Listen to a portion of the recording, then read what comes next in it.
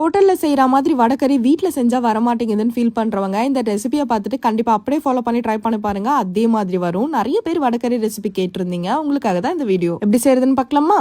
2 cup போல கடலை பருப்பை நான் 5 மணி நேரம் போல ஊற வச்சு எடுத்திருக்கேன். அப்படி தொட்டாலே 2 உடஞ்சு வந்துடும். அந்த அளவுக்கு ஊற வச்சுக்கோங்க. இப்போ அது கூடவே 4 போல வரமிளகா கொஞ்சமா உப்பு போட்டு இந்த மாதிரி அரைச்சு எடுத்து வச்சுக்கலாம். தோசைக்கல்லில் எண்ணெய் போட்டுட்டு 2 பக்கமும் இந்த மாதிரி திரட்டி அடை மாதிரி சுட்டு எடுத்துக்கோங்க. ஒரு குழிக்கரண்டி அளவுக்கு எண்ணெய் ஊத்திட்டு பட்டை வகைகள் 2 ஏலக்காய் 1 ஸ்பூன் சோம்பு சேர்த்துக்கலாம். 2 மீடியம் சைஸ் வெங்காயம் 1 கொத்து கருவேப்பிலை சேர்த்து வதக்கிட்டு 3 பச்சை மிளகாய் 2 கொத்து போல புதினா சேர்த்துக்கலாம். 1/2 நிமிஷம் போல வதக்கிட்டு ஒரு மீடியம் சைஸ் தக்காளி சேர்த்து அதே நல்லா வதக்கிக்கோங்க. இது கூடவே தேவையான அளவுக்கு உப்பு 1/2 ஸ்பூன் போல இஞ்சி பூண்டு பேஸ்ட் சேர்த்துக்கலாம்.